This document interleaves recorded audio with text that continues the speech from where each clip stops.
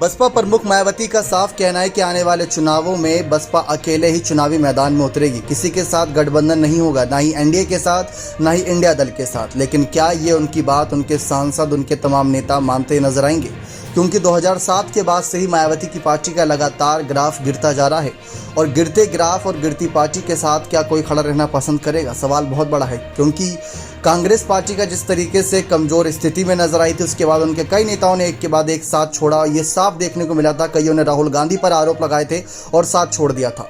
लेकिन इसके बाद क्या वही स्थिति बसपा की भी होगी? और देखने को भी मिल रहा है, राजस्थान में कई ऐसे विधायक जिन्होंने साथ छोड़कर कांग्रेस का दामन थामा, और दूसरी तरफ उत्तर प्रदेश से भी ऐसी कई खबरें सामने आई थी। लेकिन अब बात आती है सांसदों की।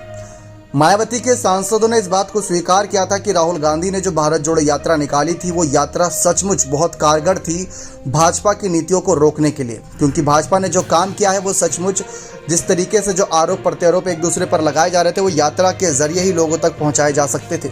इसमें बड़ी भूमिका निभाई थी बसपा सांसद श्याम सिंह यादव ने। जी, आप सभी को बता दें कि जौनपुर लोकसभा क्षेत्र से सांसद थे, वो भारत जोड़ो यात्रा में शामिल हुए थे। एक ऐसे सांसद जो बसपा के थे, मायावती शामिल नहीं भी थी।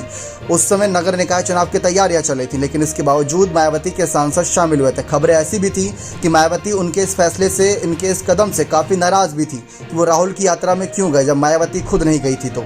लेकिन इन सब के बीच ये भी देखने को मिला था कि श्याम सिंह यादव ने साफ कहा था कि लोगों को जाति, धर्म और राजनीति की विभाजन रेखाओं से जोड़ने के उद्देश्य के लिए भारत जोड़ो यात्रा की सराहना की थी। उन्होंने कहा कि वह राहुल गांधी, पूर्व कांग्रेस अध्यक्ष सोनिया गांधी और लोकसभा में कांग्रेस के नेता अधीर रंजन चौधरी के निमंत्रण पर अपनी व्यक्तिगत क्षमता में यात्रा में शामिल हुए थे। ये बात उन्होंने साफ तौर पर कही थी। राहुल गांधी ने सभी को निमंत्रण भेजा था, लेकिन शामिल हुए थे मायावती के सांसद।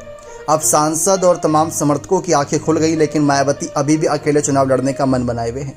शायद वो तीसरा मोर्चा बनाना चाहती, इस उम्मीद में कि जो भी नेता, जो भी विपक्षी पार्टियां, क्षेत्रीय पार्टियां जब इंडिया के सीट बंटवारे से खुश नहीं होंगी, तो वो वापस आएंगे और वापस आकर तीसरे मोर्चे का समर्थन करेंगे। अगर यही फैसला है तो देखते हैं कितना कारगर साबित रहेगा।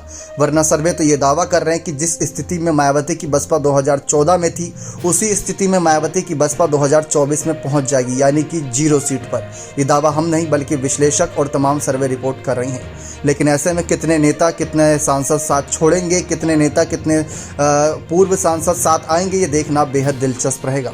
बने रहें चैनल के साथ। बहुत बहुत धन्यवाद।